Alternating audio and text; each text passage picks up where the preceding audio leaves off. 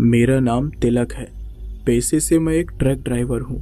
मुझे ज़्यादातर लंबे लंबे सफ़र तय करना बेहद पसंद है और आज मैं आपको अपनी ज़िंदगी में हुए कुछ खास किस्सों के बारे में बताने वाला हूँ, जिसे सुनकर आपके रोंगटे भी खड़े हो जाएंगे।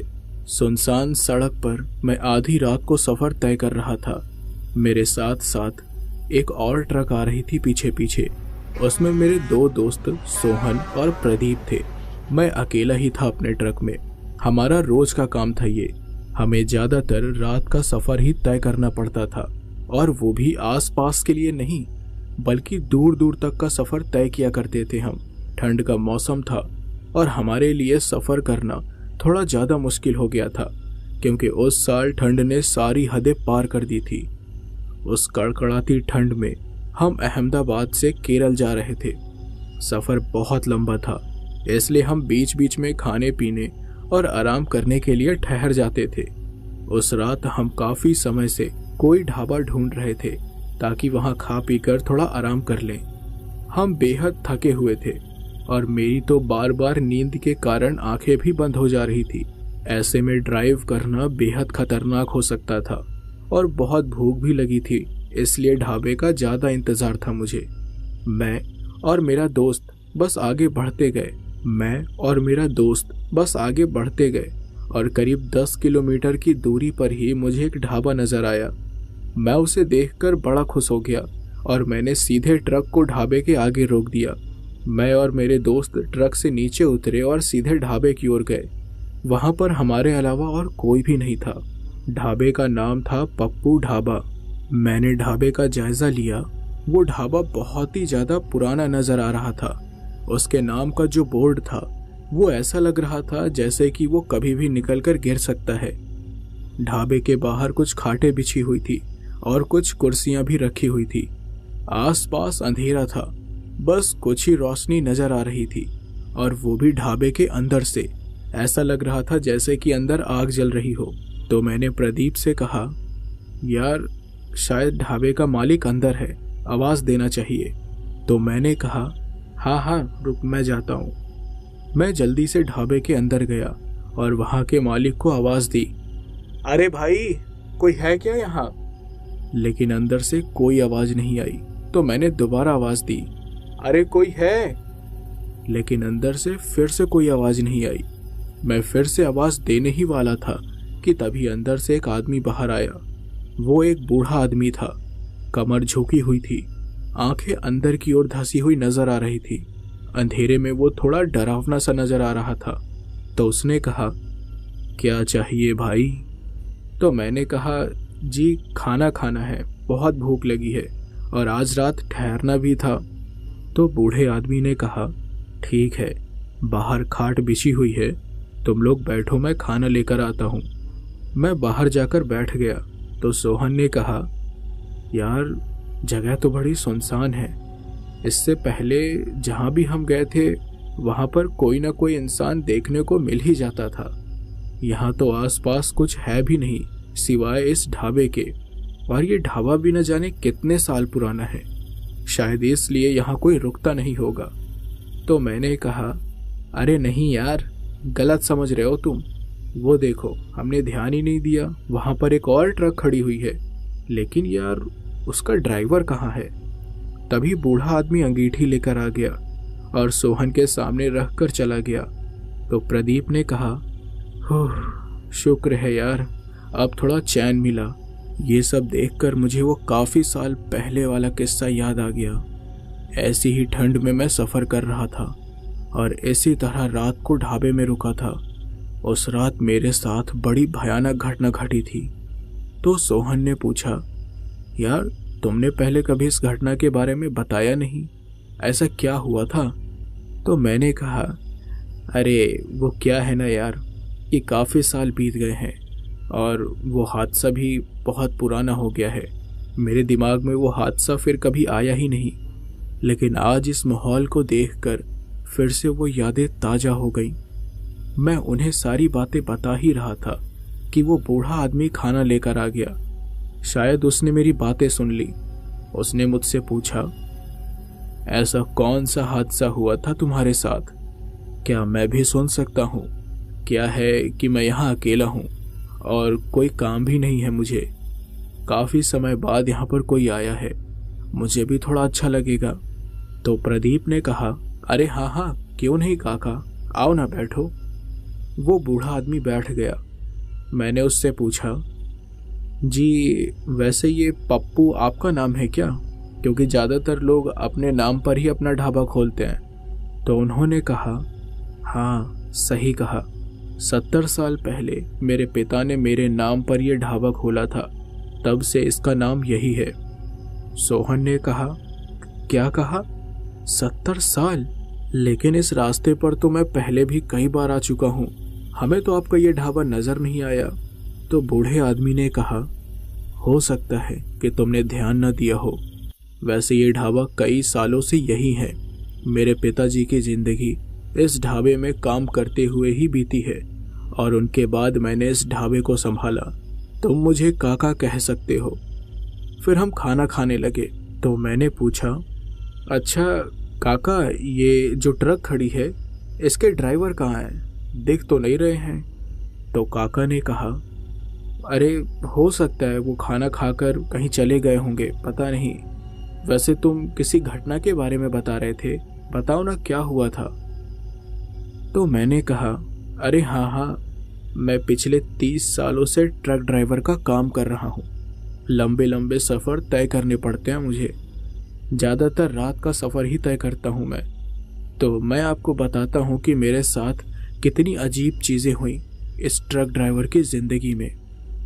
तो ये बात है साल 1995 की, जब मैं ट्रक में सामान लेकर असम जा रहा था।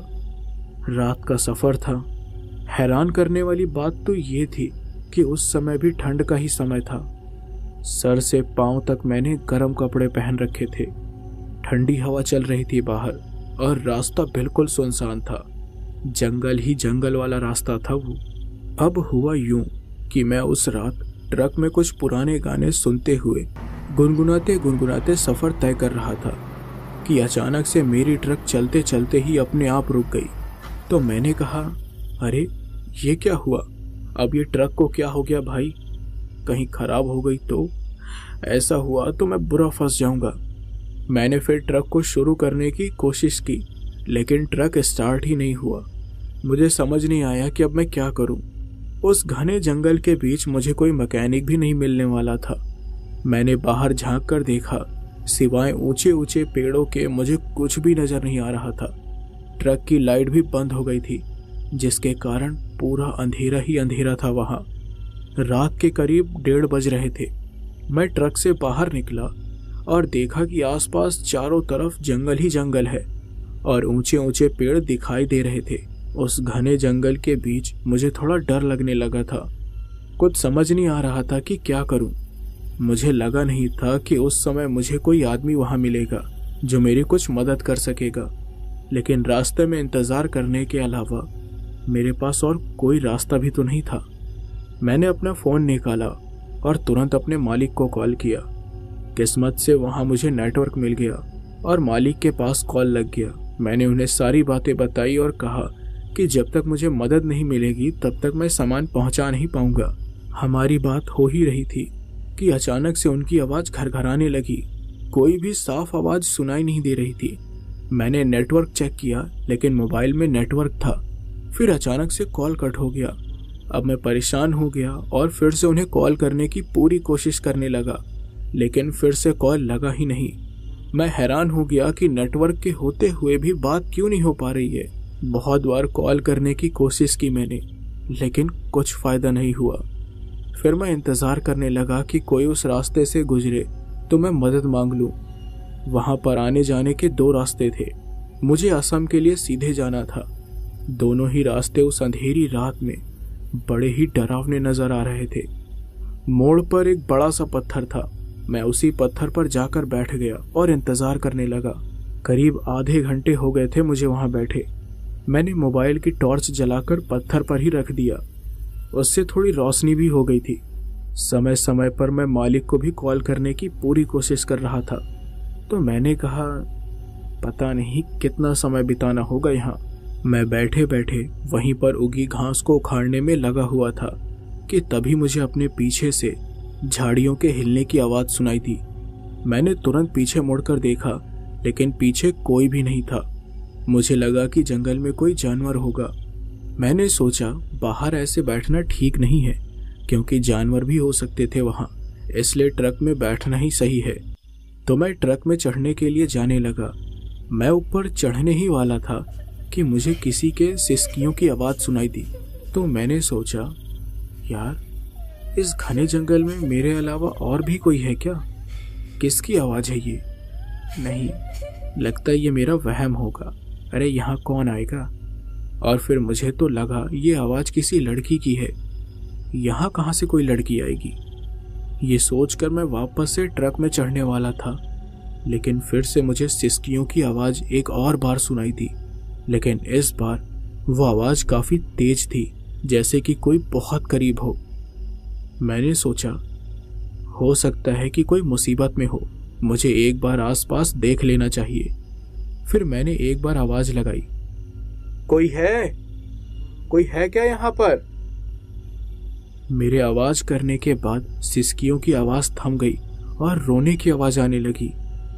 मैंने फिर आवाज़ दी, अरे जवाब दो, देखो मैं मदद कर सकता हूँ तुम्हारी। कौन हो तुम? कहाँ हो? जवाब तो दो। लेकिन तभी अचानक से वहाँ पर की झाड़ियाँ फिर से हिलने लगी। उसकी आवाज़ सुनकर मैं डर गया। ऐसा लग रहा था जैसे कोई वहाँ से बाहर निकल कर आ रहा है। मैंने कुछ मिनट इंतज़ार किया, लेकिन जब वहाँ से कोई बाहर नहीं आया तो मैंने सोचा मैं ही एक बार अंदर जाकर देख लूँ। मैंने सोच लिया था कि मैं ज़्यादा अंदर नहीं जाऊँगा, तो मैं जंगल की तरफ जाने लगा। और जैसे ही मैंने झाड़ियों में कदम रखा, मुझे फिर से सिसकियों की आवाज़ आने लगी। मैंने फिर से आवाज़ दी, अरे कौन है यहाँ? मदद चाहिए तो सामने आओ। लेकिन इसके बाद भी कोई सामने नहीं आया। मैं 2-4 कदम और आगे गया। पीछे मुड़कर देखने पर मुझे सड़क और ट्रक दोनों नजर आ रही थी। मैंने फिर से जंगल की ओर देखा। जंगल में कीड़े मकोड़ों की आवाज़ भी सुनाई दे रही थी। साथ ही कुछ जंगली पंछियों की आवाज़ भी माहौल को एकदम डरावना बना रही थी। मैंने इधर उधर नज़र दौड़ाई, पर कुछ भी नज़र नहीं आया, तो मैं वापस जाने के लिए मुड़ा। लेकिन तभी ऐसा लगा जैसे कोई हवा की जैसी तेज रफ्तार से मेरे पास से होकर गुजर गया हो। मैं डर के मारे कांप गया और तुरंत पीछे मुड़ा। और सच मानिए, जैसे ही मैं पीछे मुड़ा, मानो मेरी सांसें ही अटक गई हो। मेरे सामने एक चौड़ा पेड़ था, जिसके दूसरी तरफ कोई बैठा हुआ था। मैं उसे देखकर हैरान हो गया, क्योंकि पहले मुझे वहाँ पर ना तो वो चौड़ा पेड़ दिखा था और ना ही वो इंसान जो पीछे बैठा हुआ था। वो एक औरत थी जो रो रही थी, और उसे वहाँ देखकर मेरे डर के मारे पसीने छूट गए। मुझे ठीक से कुछ दिख नहीं रहा था, क्योंकि मोबाइल के टॉर्च में इतनी रोशनी नहीं थी। बस उस लड़की के काले कपड़े दिख रहे थे जो जमीन पर फैले हुए थे। मैंने सोचा कि आगे जाऊं, लेकिन मेरे पैर कांप रहे थे। घने जंगल में किसी इंसान का ऐसे बैठा रहना काफी हैरान करने वाला था। मैंने घबराते हुए आवाज दी, कौन है वहाँ? लेकिन उस लड़की ने कोई जवाब नहीं दिया। बस उसके सिसकियों की आवाज सुनाई दे रही थी मुझे। तो मैंने कहा, मैडम जी, आपको कोई मदद चाहिए क्या? लेकिन उस लड़की ने कुछ भी नहीं कहा। मुझे वहाँ इतना डर लग रहा था कि मन कर रहा था कि वहाँ से भाग जाऊं, लेकिन उसे ऐसे अकेले छोड़कर जा नहीं सकता था, और जाता भी तो कहाँ, अपने ट्रक को भी तो नहीं छोड़ सकता था।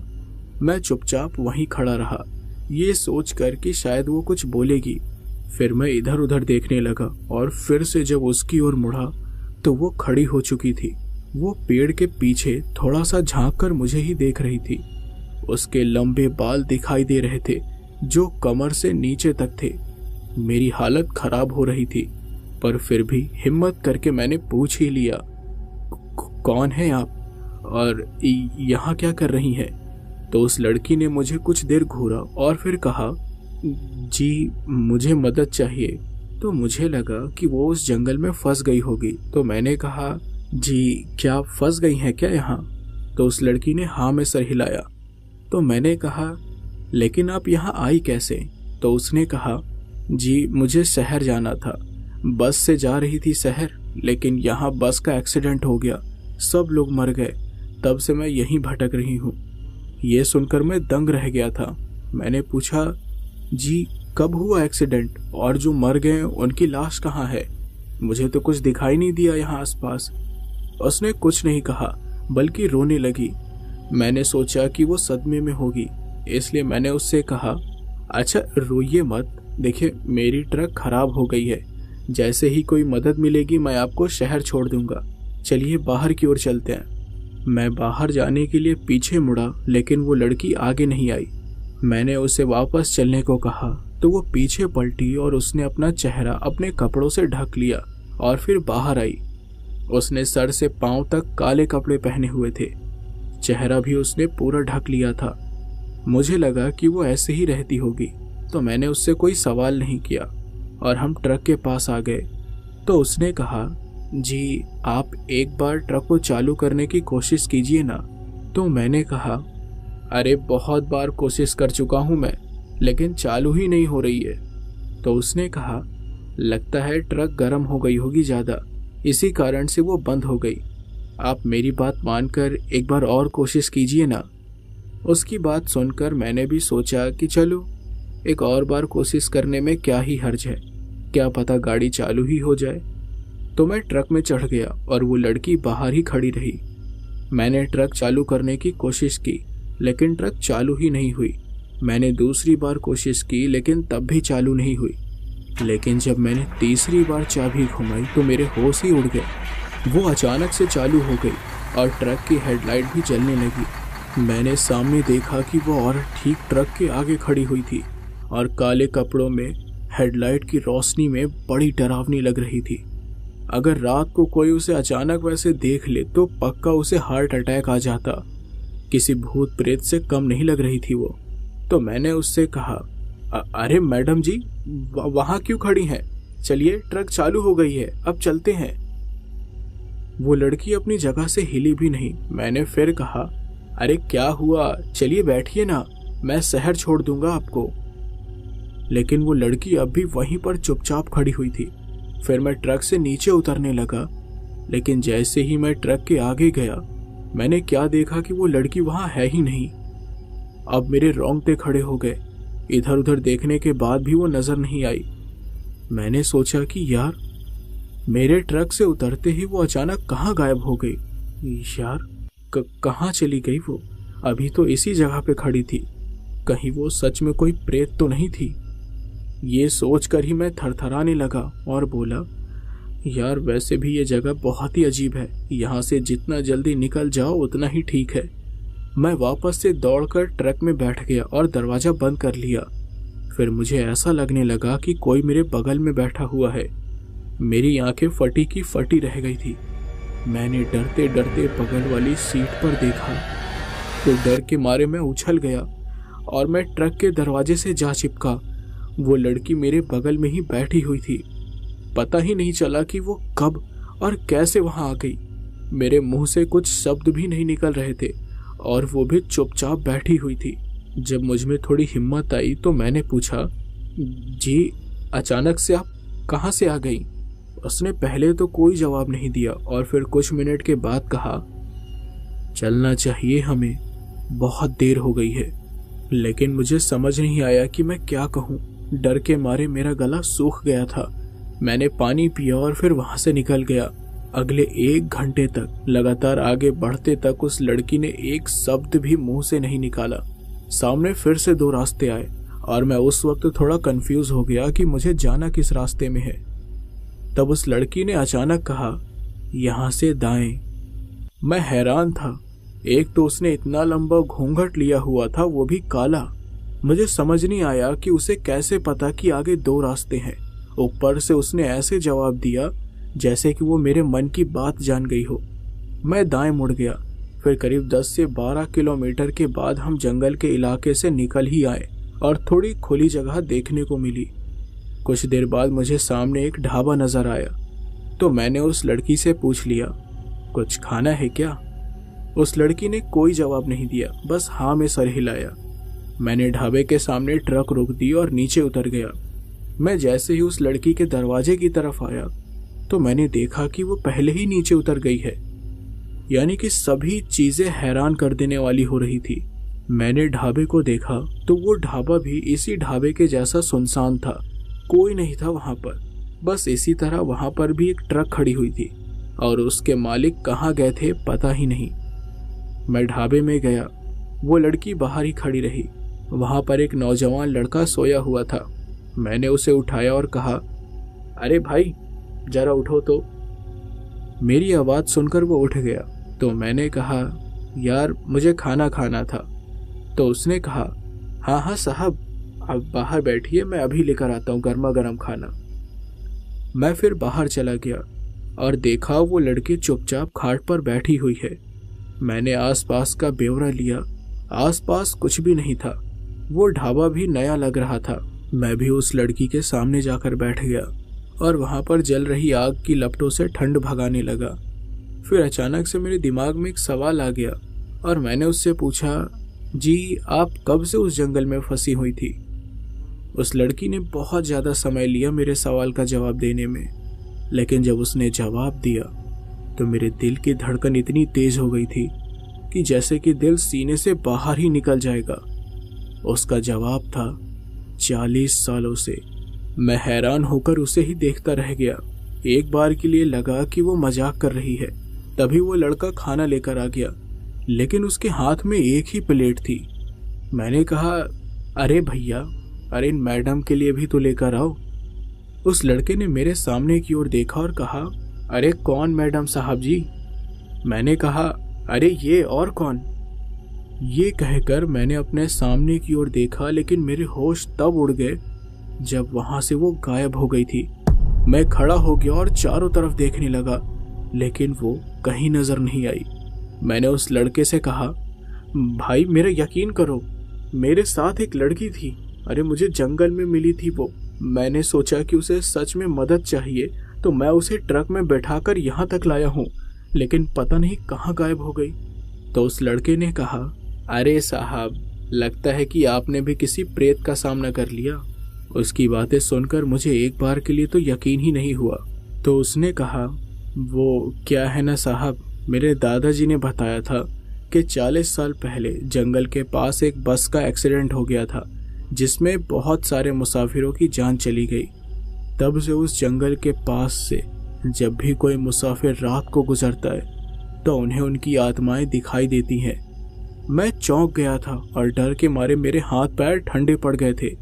उसने कहा, अरे आप तो खुद को खुशनसीब समझ लीजिए कि आप जिंदा हैं, वरना जिन लोगों ने किसी को ऐसे ही अपने गाड़ी में बैठाया है उन लोगों की लाश ही मिली है।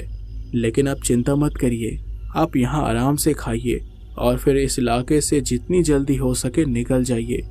उसकी बात सुनने के बाद मेरे अंदर वहाँ रुकने की हिम्मत ही नहीं हुई। मैं वहाँ से तुरंत भाग निकला। एक वो रात है और एक आज की रात है। आज तक जब भी मुझे किसी ने रास्ते में लिफ्ट मांगी है मैंने ट्रक रोकी ही नहीं है। प्रदीप और सोहन मेरी कहानी सुनकर हैरान हो गए थे। मैंने काका की ओर देखा, लेकिन उनके चेहरे पर मुझे कोई भाव नजर नहीं आया। वो कुछ अजीब से नजर आ रहे थे। तो प्रदीप ने कहा, यार तुम्हारी किस्मत तो सच में अच्छी थी कि तुम बच गए। मेरे भी हाथ पैर कांप रहे हैं ये किस्सा सुनकर। तुम्हारी जगह अगर कोई और होता तो न जाने क्या होता। अरे भाई, अगर मैं ही होता तो शायद मैं जिंदा ही ना होता। तो मैंने कहा, यार ये सब तो कुछ भी नहीं है, इसके अलावा भी मेरे साथ बड़ी अजीब चीजें हुई हैं। सुनना चाहोगे उसके बारे में? तो सोहन ने कहा, क्या बात कर रहे हो? अरे तुमने कितने पंगे लिए हैं भूतों के साथ? उसकी बात सुनकर मैं हंस पड़ा और बोला, अरे भाई मैंने कुछ भी नहीं किया। न जाने इन भूत प्रेत को क्या लगाव है मुझसे कि बार बार मेरे ही सामने आ जाते हैं। शायद इसलिए क्योंकि हमेशा मेरा उनके इलाके में आना जाना लगा रहता है। तो सुनो, एक बार क्या हुआ। तो ये बात तब की है जब मैंने ट्रक ड्राइवर की नई नई नौकरी पाई थी, यानी मुझे अनुभव नहीं था इस काम का। उस समय मेरे साथ एक आदमी हुआ करता था जिसका नाम था प्रकाश। उसे ड्राइवर की नौकरी करते हुए 4 से 5 साल बीत गए थे, तो उसे काम का अच्छा अनुभव हो गया था। मैं बस काम सीख ही रहा था उस समय। मैंने ज़्यादा सफ़र भी नहीं तय किया था, तो मुझे दूर दूर के रास्ते भी नहीं पता थे। तो यूं समझ लो कि मैं प्रकाश के साथ रहकर ही सब कुछ सीख रहा था। यानी जहां वो जाता था मैं भी उसके साथ साथ जाता था, लेकिन अपनी अलग ट्रक में। वो आगे आगे और मैं पीछे पीछे। उस समय मैं दिल्ली में था। मुझे ठीक से याद तो नहीं कि उस समय मैं कहाँ का सफ़र तय कर रहा था, लेकिन शायद हम दिल्ली से लखनऊ जा रहे थे। रास्ते में जो अजीब चीज़ मेरे साथ हुई थी वो मुझे अच्छे से याद है। असल में हुआ ये कि मैं और प्रकाश दोनों ही मस्त गाने सुनते सुनते अपनी धुन में रात का सफ़र तय कर रहे थे। और रास्ते में जब हमें भूख लगी तो हम एक ढाबे में खाना खाने के लिए रुक गए। उस ढाबे का नाम था रोशनी ढाबा। मैंने और प्रकाश ने तय किया कि हम उसी ढाबे में उस रात रुक जाएंगे और आगे का सफ़र अगले दिन तय करेंगे, क्योंकि हम काफ़ी ज़्यादा थक गए थे। हमारे अलावा वहाँ पर 2-3 और ट्रक वाले थे। प्रकाश काफ़ी मिलनसार किस्म का आदमी था, तो वो सीधे जाकर उन ड्राइवर के साथ बैठ गया और उसके साथ साथ मैं भी। वो ड्राइवर भी अच्छे थे और हम लोगों ने काफ़ी बातें सातें भी की।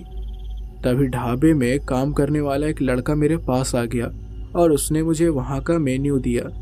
मैंने और प्रकाश ने वहाँ गर्मा गर्म नान रोटी और कढ़ाई पनीर मंगाया और जम के खाया। भरपेट खाना खाने के बाद प्रकाश ने पैसे दिए और वापस बैठ गया मेरे पास। बाकी के ड्राइवर भी खाना खा चुके थे। हमें वहाँ बैठा देखकर एक ड्राइवर ने पूछा, क्या हुआ भाई साहब, आप लोगों को निकलना नहीं है क्या यहाँ से? तो प्रकाश ने कहा, अरे नहीं नहीं भाई, आज हम यहीं ठहरेंगे, कल सुबह ही जाएंगे यहाँ से। ये सुनकर वो ड्राइवर चौंक गया और कहा, क्या कहा, यहीं रुकोगे? तो मैंने कहा, हाँ, कोई दिक्कत है क्या? उस ड्राइवर ने हमें अजीब तरीके से देखा, जैसे हमारे सींग निकल आए हों। फिर उसने कहा, अब क्या कहूँ भाई, चल ठीक है, बस संभल के रहना यहाँ। ये बोलकर वो चला गया और हम सोच में पड़ गए कि उसने ऐसा क्यों कहा।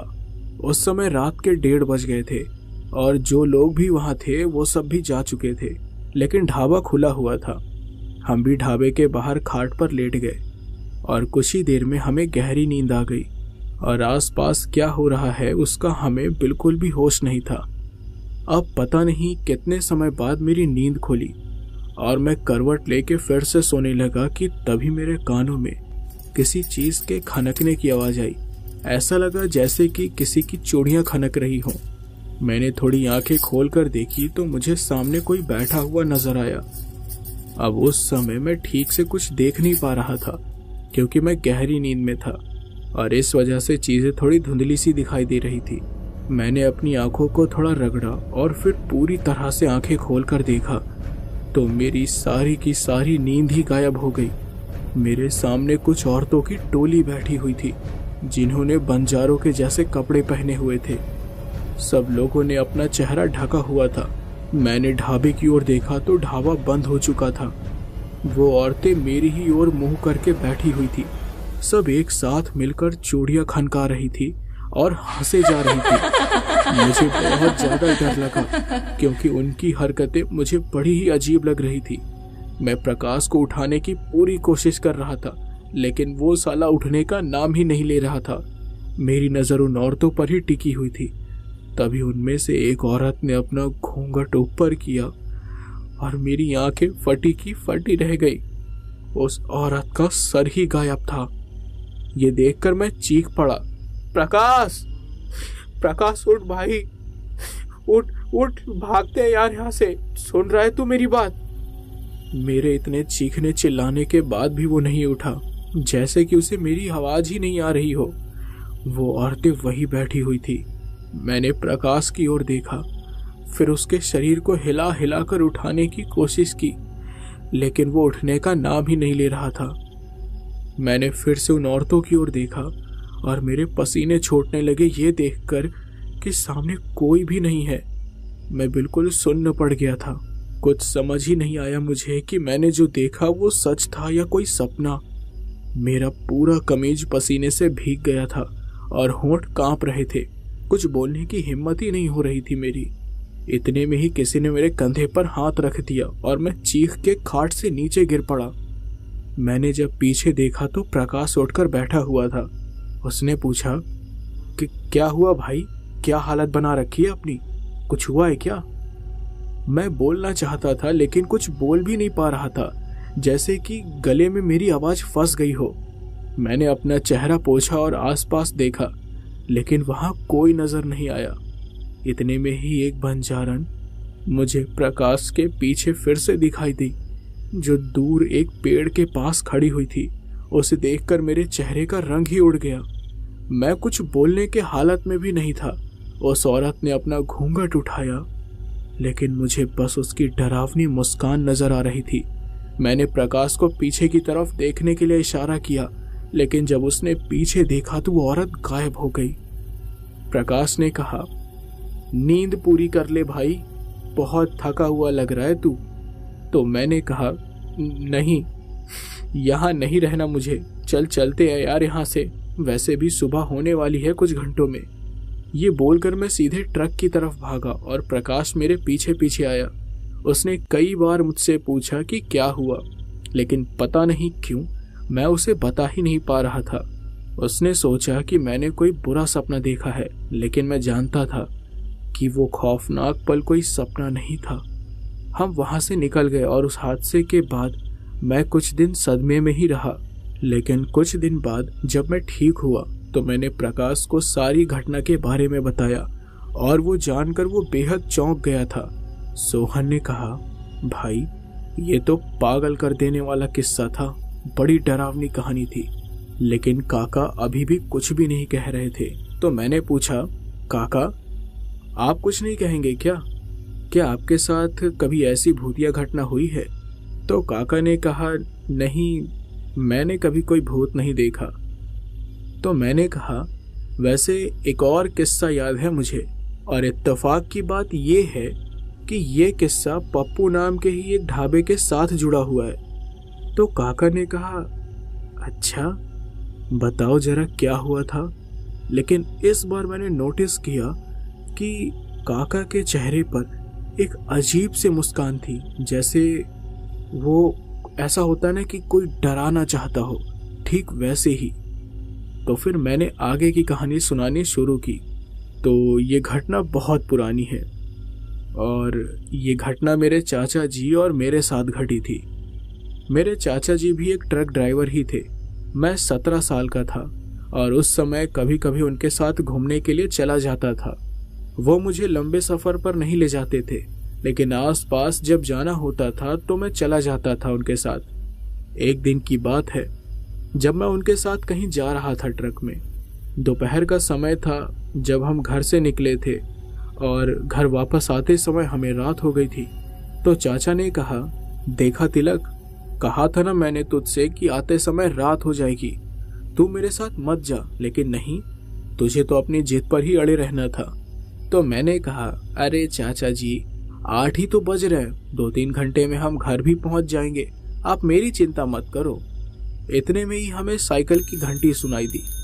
मैंने खिड़की से झांक कर देखा कि एक बूढ़ा आदमी हमारे पीछे पीछे साइकिल से आ रहा है और बार बार घंटियां बजा रहा है। तभी चाचा ने कहा, अरे तिलक, ऐसे बाहर की ओर न झांक, तूने अपना आधा शरीर खिड़की से बाहर निकाल लिया है, गिर जाएगा नीचे।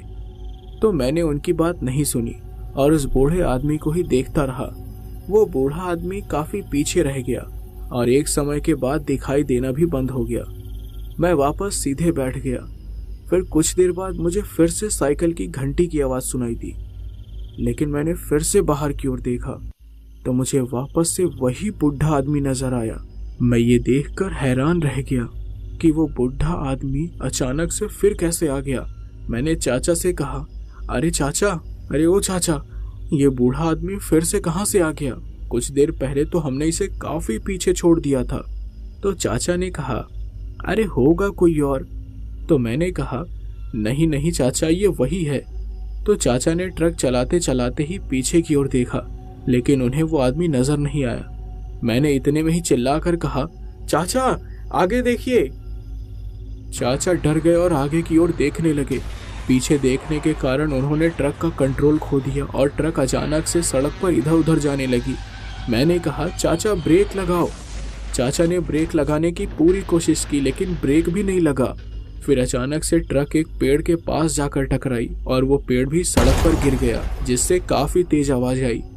हालांकि हमें ज्यादा चोट नहीं आई, बस मेरे सर पर थोड़ी सी चोट लगी थी। जैसे तैसे कर कर हम ट्रक से नीचे उतरे। चाचा ने कहा, देखा तेरी लापरवाही का नतीजा, अब क्या करें हम? तो मैंने कहा, अरे चाचा ठीक है, किसी से मदद लेनी होगी हमें, अकेले तो हम इस पेड़ को हटा भी नहीं पाएंगे रास्ते से। तभी मुझे फिर से साइकिल की घंटी की आवाज आई और मैंने पीछे मुड़कर देखा तो वो बूढ़ा आदमी मुझे अपनी तरफ आते हुए नजर आया। चाचा ने कहा, अरे ये बुढ़ा भी क्या ही मदद कर पाएगा। हम चुपचाप खड़े रहे और वो बूढ़ा आदमी हमारे पास आकर रुक गया। उसने कहा, ये सब कैसे हो गया? तो चाचा ने कहा, अरे एक्सीडेंट हो गया छोटा सा, अब किसी के आने का इंतज़ार है ताकि हमारी मदद कर दे कोई पेड़ हटाने में। तो उसने कहा, अरे तो आओ ना, तब तक तुम दोनों मेरे ही ढाबे में आराम से खाना खा लो और आराम कर लो। यहाँ ढाबा कहाँ है? तो उस आदमी ने कहा, अरे सामने इतना बड़ा ढाबा नजर नहीं आ रहा तुम्हें? मैंने और चाचा ने अपनी दाईं ओर देखा और हम दोनों ये देखकर चौंक गए। हमारे सामने पप्पू ढाबा नाम का एक बड़ा सा ढाबा था। सामने एक ट्रक खड़ी थी लेकिन कोई और दिखाई भी नहीं दे रहा था। तो मैंने कहा, ये कहाँ से आया? चाचा, ये तो देखा ही नहीं हमने। तो चाचा ने कहा, हाँ मैंने भी ध्यान नहीं दिया। तो बूढ़े आदमी ने कहा, अरे हो जाता है कभी कभी, चलो आओ, मेरा ही ढाबा है, मैं तुम्हें गर्मा गर्म खाना खिलाता हूँ। हमारे पास उस वक्त और कोई चारा भी नहीं था तो हम ढाबे में खाना खाने के लिए चले गए। बाहर एक लकड़ी का तख्ता बिछा हुआ था। मैं और चाचा उस पर ही पैर मोड़कर बैठ गए और आसपास देखने लगे। कुछ देर बाद वो बूढ़ा आदमी खाना लेकर आया और हम खाने लगे। खाना बड़ा ही शानदार था। तभी मैंने पूछा, अच्छा ये ट्रक किसकी है? यहाँ तो कोई नहीं दिख रहा है। तो उस बूढ़े आदमी ने कहा, अरे बेटा, वो ट्रक यहाँ पिछले 3 दिन से खड़ी है, न जाने इसका मालिक कहाँ गया। ये बात काफी चौंकाने वाली थी। कोई ऐसे ही ट्रक को छोड़कर तो नहीं भागने वाला था, लेकिन इस पर हमने कोई सवाल जवाब नहीं किया। हम खाना खा चुके थे और किसी के आने का इंतजार कर रहे थे, पर वहां से कोई गुजर ही नहीं रहा था। इतने में ही हमें एक आवाज सुनाई दी जो उस ट्रक से आ रही थी, जो वहां 3 दिन से खड़ी हुई थी वहां से। वो आवाज ऐसी थी जैसे कि किसी ने किसी का मुंह बंद कर दिया हो और वो आदमी कुछ बोलने की कोशिश कर रहा हो। चाचा ने पूछा, ये आवाज किसकी है? तब वो बूढ़ा आदमी शांत बैठा रहा। मैंने कहा, अरे आपसे ही बात कर रहा हूँ, बोलो ना किसकी आवाज है ये? उसने फिर कुछ नहीं कहा। चाचा और मैं हैरान हो गए। हम दोनों ने सोचा कि हम एक बार खुद ही देख लेते हैं। तो हम उस ट्रक के पास चले गए और चाचा ने ट्रक का दरवाजा खोला। उसी वक्त चाचा के पैरों के पास कुछ इंसानी हड्डियां गिरी, जिसे देखकर हम डर गए। हमने बूढ़े आदमी की ओर देखा और हमारे चेहरे का रंग ही उड़ गया। हमने देखा कि वो बूढ़ा आदमी तख्ते पर बैठे हुए एक इंसान के कटे हुए हाथ को चबा रहा है और वो हमें ही घूरे जा रहा था। चाचा और मैं वहां से तुरंत भागने लगे और ट्रक में चढ़कर बैठ गए। सामने पेड़ गिरा था तो हम आगे तो नहीं जा सकते थे, इसलिए हमने वापस पीछे जाने का फैसला किया। हम तुरंत वहां से अपनी ट्रक में निकल गए। ये सुनकर प्रदीप ने कहा, हे भगवान, क्या ऐसा भी होता है? मतलब अगर तुम वहां कुछ देर और रहते तो शायद तुम भी उसका खाना बन सकते थे। तो मैंने कहा, हाँ शायद, जहां तक मेरा ख्याल है उस ट्रक ड्राइवर को उसने ही मारा होगा और तब से वो ट्रक वहीं खड़ी है।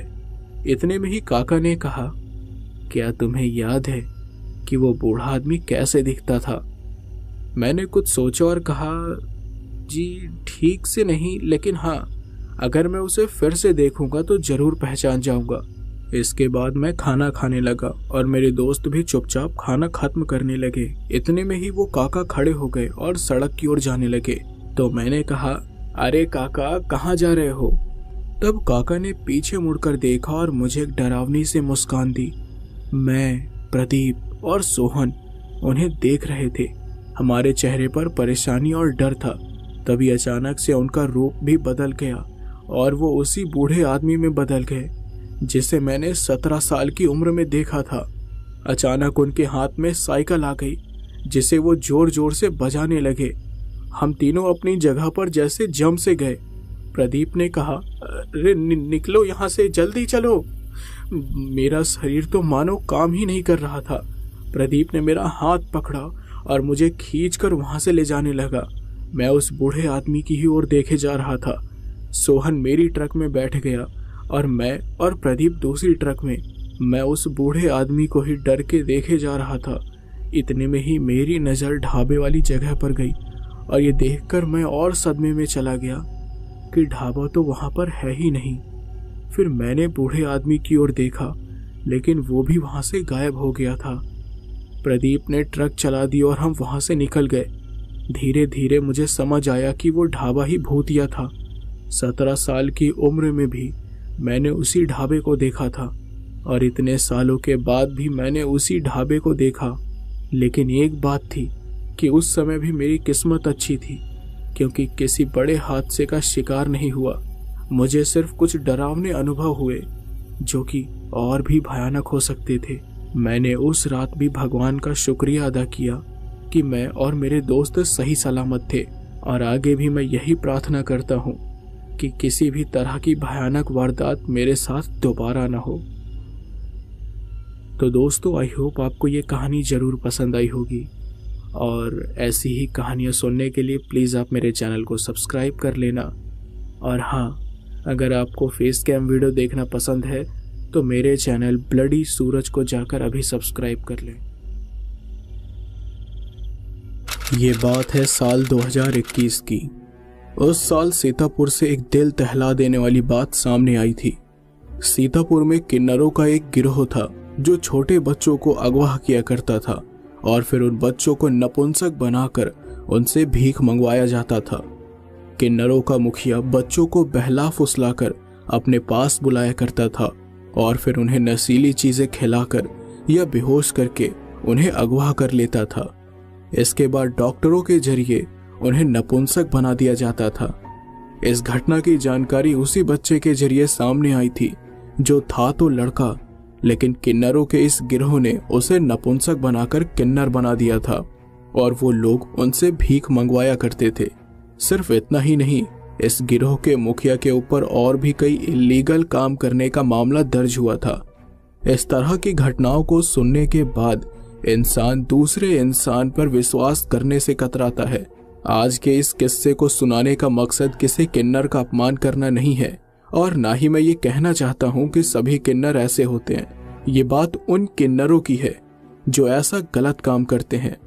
मेरा मकसद किसी की भावनाओं को ठेस पहुंचाना नहीं, बल्कि आपको सिर्फ ये बताना है कि आज के समय में इस तरह की वारदात को अंजाम दिया जाता है। So without wasting any further time, let's start this story.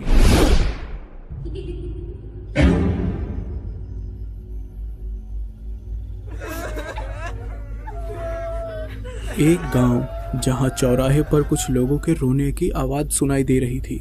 गांव की औरतें अपना चेहरा घूंघट से छुपाए हुए खड़ी थी और जमीन पर बैठी दामिनी नाम की औरत को रोते हुए देखे जा रही थी।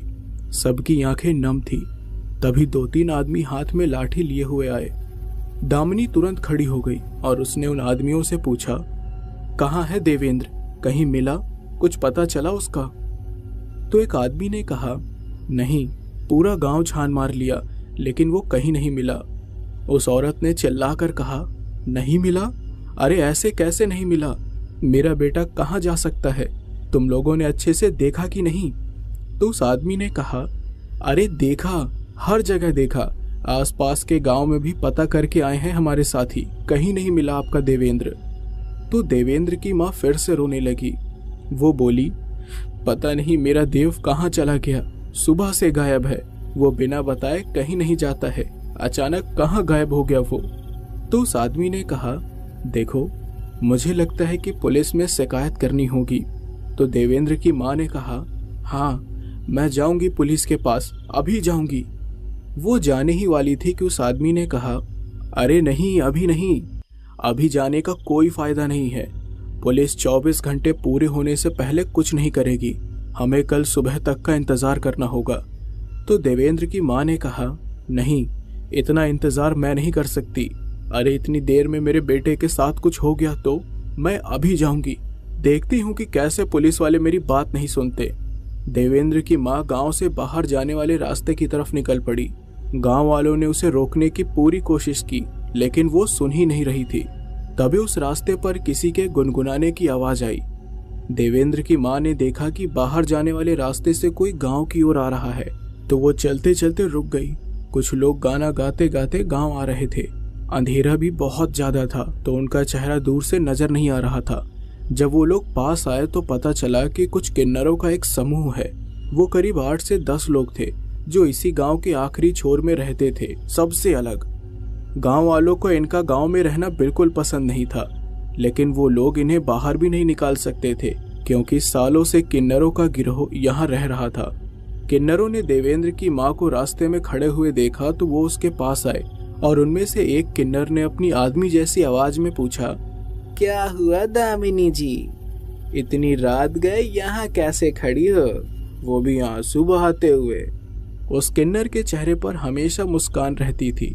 उसका नाम मोहिनी था और वो किन्नरों की मुखिया थी। दामिनी ने कहा, तो तुमसे मतलब? दामिनी को ये लोग भी बिल्कुल नहीं पसंद थे। दामिनी उन्हें इसलिए पसंद नहीं करती थी क्योंकि वो लोग बहुत अजीब लगते थे। तो मोहिनी ने कहा, अरे बताओ ना, शायद हम तुम्हारी कुछ मदद कर दें। तो दामिनी ने कुछ सोचा और कहा, वो असल में देवेंद्र गायब हो गया है सुबह से। सारा गांव छान लिया, लेकिन वो नहीं मिला। मैं पुलिस के पास जा रही थी। तो मोहिनी ने कहा, पुलिस? पैसे हैं तुम्हारे पास? तो दामिनी ने कहा, पैसे की क्या जरूरत है? तो मोहिनी ने कहा, अरे पैसे ही तो जरूरत है आज के समय में। बिना पैसे दिए कहाँ कुछ काम होता है। ऊपर से यहाँ के पुलिस वाले बस पैसे की भाषा समझते हैं। पैसे फेंकोगी तो काम होगा, वरना जितना हाथ पैर मार लो, बिना फायदे से पुलिस अपनी पलक भी नहीं झपकाएगी। तो दामिनी ने कहा, सब एक जैसे नहीं होते, मेरी बात जरूर सुनेगी पुलिस। ये बोलकर दामिनी वहां से निकल गई। मोहिनी ने कहा, नहीं सुनी मेरी बात, मुझे क्या। फिर किन्नर भी अपने घर की ओर चल दिए। दामिनी पुलिस वालों के पास गई और उनसे मदद मांगी, लेकिन पुलिस वालों ने उसे ये कहकर निकाल दिया कि 24 घंटे से पहले लापता होने की रिपोर्ट नहीं लिखी जाती। दामिनी के बहुत मिन्नत के बाद भी उन पर कोई असर नहीं हुआ, तो दामिनी को वापस आना पड़ गया। वापस आने के बाद दामिनी घर ना जाकर पूरे गांव में देवेंद्र को ढूंढने लगी, लेकिन उसका कोई पता नहीं चला। दामिनी रोते हुए ही थक कर एक घर की चौखट पर बैठ गई और अपने बेटे को याद करते करते वहीं सो गई।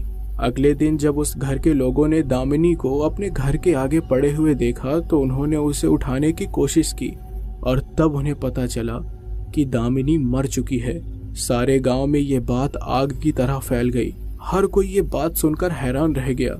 इसकी खबर जल्दी से जल्दी पुलिस तक पहुंचाई गई, और ये वही ऑफिसर थे जिन्होंने दामिनी की रिपोर्ट नहीं लिखी थी। ऑफिसर ने जब दामिनी को देखा तो वो लोग भी हैरान हो गए। उन्होंने गांव वालों से पूछताछ की तो उन्हें पता चला कि दामिनी अपने बेटे को ढूंढ रही थी जो लापता है। तो ऑफिसर ने पूछा, देवेंद्र को आखिरी बार कहाँ देखा गया था? तब एक बच्चे ने कहा, मैं और देवेंद्र उसके घर के बाहर ही खेल रहे थे, लेकिन वो अचानक गायब हो गया। मुझे लगा वो घर चला गया तो मैं भी वापस अपने घर चला गया। इसके बाद पुलिस वालों ने और छानबीन की, लेकिन देवेंद्र का कुछ पता नहीं चला, इसलिए उन लोगों ने उसका केस बंद कर दिया। ये सारी बात किन्नरों तक पहुंची, और ये बात जानकर मोहिनी बड़ी खुश हो गई और हंसने लगी। उसने कहा, किसी को भनक भी नहीं होगी कि देवेंद्र कहाँ गया। ये मामला ठंडा होते तक इंतजार करना होगा हमें। उसके बाद फिर से हमें अपने अगले शिकार को फंसाना है। इसके बाद करीब 15 दिन बीत गए और देवेंद्र के बारे में सब भूलने लगे। उसकी माँ के अलावा उसका कोई था भी नहीं, इसलिए वो मामला जल्दी ठंडा हो गया। लेकिन फिर से गांव में एक बच्चे के लापता होने की बात फैल गई। गांव में अजय नाम का एक छोटा सा बच्चा था जो करीब 10 से 12 साल का होगा। अजय बार बार बिना किसी को बताए गांव में इधर से उधर भटकता रहता था। उसके माता पिता भी थोड़े लापरवाह थे, उन्हें काम से ही फुर्सत नहीं थी, इसलिए उनका बेटा कहाँ है और क्या कर रहा है इससे भी उन्हें कोई मतलब नहीं था। इसी का फायदा उन किन्नरों ने उठाया। उन्हें अजय के बारे में पता था कि वो कब और कहाँ जाता है, इसलिए मौका मिलते ही उन्होंने अजय को खिलौने का लालच देकर बहला फुसलाकर अपने पास बुलाया और मासूम अजय झट से उनके पास आ भी गया। इसके बाद मोहिनी ने उसे खाने के लिए कुछ दिया और अजय ने वो चीज खा भी ली। मोहिनी उसे देखकर मुस्कुराए जा रही थी। फिर अचानक से खाते खाते अजय की आंखें बंद होने लगी, उसे चीजें धुंधली दिखाई देने लगी और अचानक से वो नीचे गिर पड़ा। मोहिनी ने दूसरे किन्नर को इशारा किया और वो एक बड़ी बोरी लेकर आई। दोनों ने मिलकर अजय को उस बोरी में डाल दिया। मोहिनी ने कहा, तुरंत निकलते हैं यहाँ से वरना किसी को शक हो जाएगा। फिर वो दोनों अजय को लेकर वहां से चले गए। गांव के बाहर उन्हें लेने के लिए एक गाड़ी आई जिसमें बैठकर वो लोग निकल गए। मोहिनी अजय को लेकर शहर गई। शहर पहुंचते हुए रात हो गई थी। इधर गांव में अजय को लेकर उसके माता पिता परेशान हो रहे थे। बहुत ढूंढने पर उन्हें पता चला कि अजय भी देवेंद्र की तरह न जाने कहां गायब हो गया है। गांव में फिर से अफरा तफरी मच गई थी। हर घर में अजय को ढूंढा जा रहा था। वहीं दूसरी तरफ अजय को लेकर मोहिनी एक सुनसान जगह पर गई जहां कुछ आदमी पहले से खड़े हुए थे। मोहिनी ने बोरी को निकाला और उसे घसीटते हुए एक मकान में घुस गई जो बाहर से टूटा फूटा दिखाई दे रहा था। उस मकान में जाते ही कुछ बच्चों की जोर जोर से रोने की आवाज आने लगी। तो मोहिनी ने कहा, ये इतना शोर क्यों हो रहा है यहाँ, मुंह बंद कराओ इनका। ये बोलकर वो अजय को एक कमरे में ले गई। उस कमरे के बाहर एक आदमी खड़ा हुआ था। मोहिनी ने उससे कहा, इसे होश आए तो वापस से बेहोश कर देना। कल सबसे पहले डॉक्टर को बुलाकर इसकी सर्जरी करानी है, बाकी का काम अम्मा संभाल लेंगी। अम्मा है कहाँ वैसे? तो उस आदमी ने कहा, बच्चों के कमरे में है। मोहिनी अजय को वहीं पर छोड़कर बच्चों के कमरे की तरफ चली गई। उस कमरे से बच्चों की रोने की आवाज आ रही थी। मोहिनी ने दरवाजा खोला और देखा कि एक किन्नर बच्चों को मार मार कर खाना खिला रही है। उस किन्नर ने रोते हुए बच्चों से कहा, चुपचाप मुंह बंद करके खाना खा लो, कोई नहीं आने वाला तुम लोगों की मदद करने। अब अगर आवाज करोगे तो मार दूंगी जान से। ये सुनकर बच्चे डर गए और चुपचाप खाना खाने लगे। मोहिनी ने कहा, अम्मा। किन्नर ने उसकी ओर देखा और कहा, अरे मोहिनी, बड़े दिन बाद आई। किन्नर ने उसे गले लगा लिया। मोहिनी ने कहा, हाँ अम्मा, पिछले बार जिस बच्चे को अगवा किया था उसका मामला ठंडा होने का इंतजार कर रही थी। वैसे एक बच्चा और लाई हूँ। तो उसकी अम्मा ने कहा, बहुत बढ़िया, ये लो तुम्हारे हिस्से के पैसे।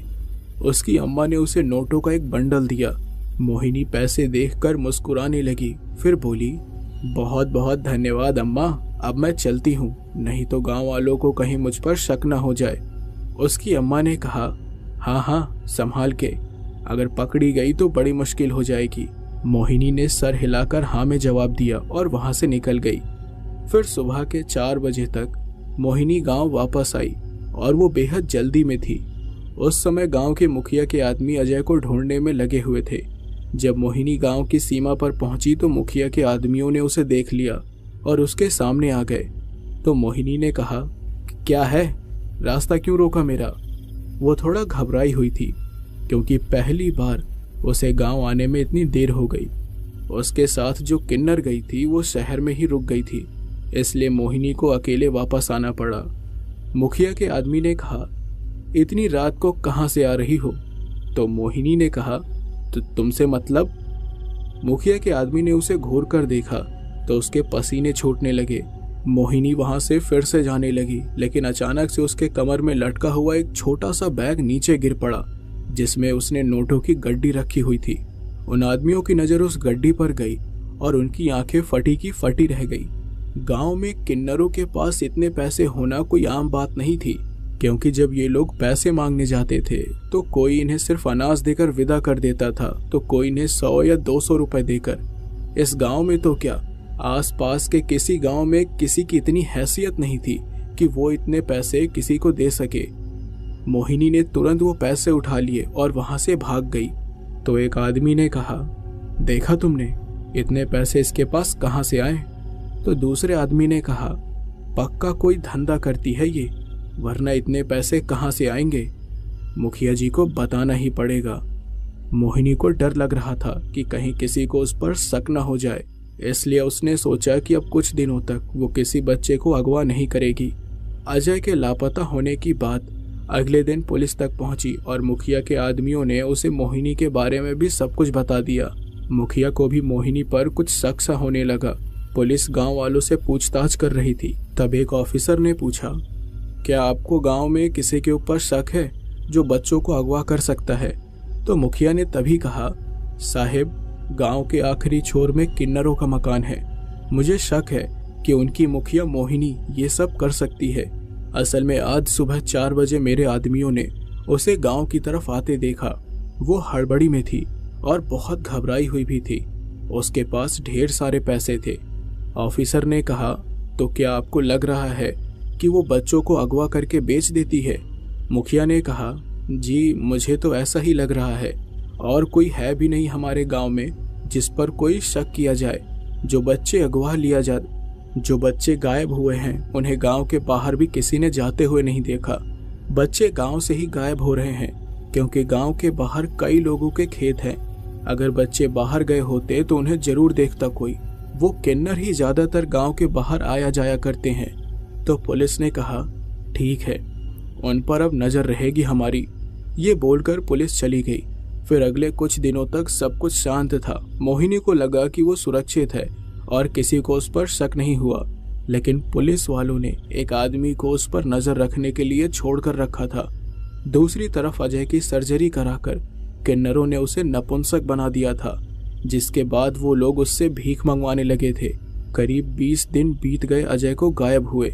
मोहिनी को उसकी अम्मा कॉल कर करके बच्चा अगवा करने को कह रही थी, लेकिन मोहिनी को ऐसा करने के लिए सही मौका ही नहीं मिल रहा था। कुछ दिन बाद जब मोहिनी सोनिया नाम की एक किन्नर के साथ पैसे मांगने के लिए पड़ोस गांव में जा रही थी, तब उसकी नज़र एक छोटी लड़की पर गई। वो बच्ची गांव के तालाब के पास बैठी हुई थी।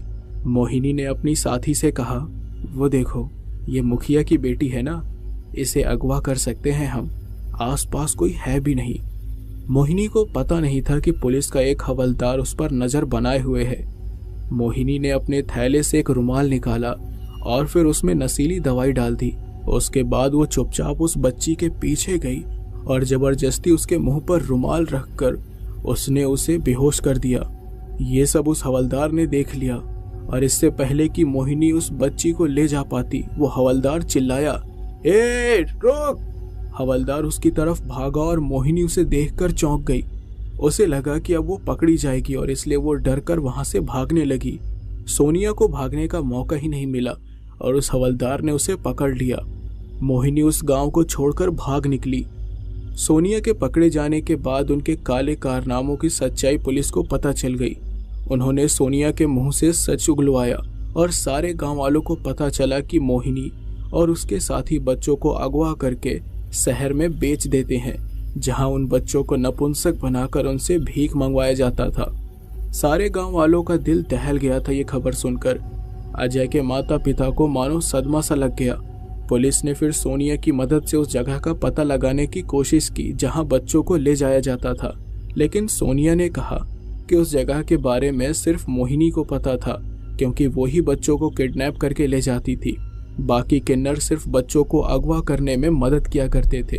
पुलिस ने काफी कोशिश की, लेकिन शहर में उनके अड्डे का पता नहीं लगा पाई। वहीं दूसरी तरफ मोहिनी गांव से भागकर इधर उधर भटक रही थी। वो शहर भी नहीं जा सकती थी क्योंकि उसे डर था कि शहर की पुलिस भी उसे ढूंढती होगी। मोहिनी अपने गांव से काफी दूर एक गांव में जा पहुंची। उस गांव का नाम था जामगढ़। जामगढ़ एक अच्छा खासा बड़ा गांव था। मोहिनी के पास रहने की अब कोई जगह नहीं थी, इसलिए वो वहीं इधर उधर भटकती रही। जामगढ़ जंगल से घिरा हुआ गांव था और रात को वहां पर जंगली जानवरों की आवाज सुनी जा सकती थी। रात को यहाँ पर आने वाले जानवरों की आवाज ज्यादा तेज हो जाती थी। मोहिनी जब इस गांव में आई तो उसने गांव की सीमा पर कटीली तार को घेरा हुआ देखा और वो घेरा जानवरों को गांव के अंदर आने से रोकने के लिए ही बनाया गया था। रात हो चुकी थी तो मोहिनी गांव में बने एक चबूतरे पर बैठ गई और बैठे बैठे उसे नींद आ गई। करीब 20 मिनट हुए थे उसे सोए हुए कि अचानक से उसे किसी आदमी की आवाज आई, जैसे कि कोई उसे उठा रहा हो। मोहिनी झटके से उठ गई और अपने सामने खड़े हुए एक अजीब से आदमी को देखकर उसके होश उड़ गए। उसने कहा, क्या चाहिए? तो उस आदमी ने कहा, क्या कर रही हो यहाँ?